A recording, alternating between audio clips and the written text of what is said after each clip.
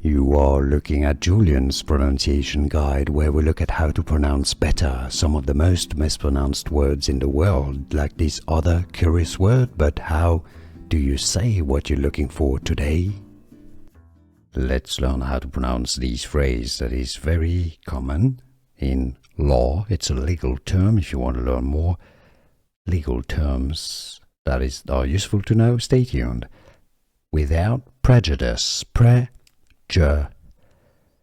Stress on the first syllable of prejudice. British English and American English pronunciations are similar here. Without prejudice. How to pronounce in English. Here are more videos on how to pronounce more confusing words and names too many mispronounced. Like this video if you found it useful. I appreciate your support. I'll see you soon and thanks for watching.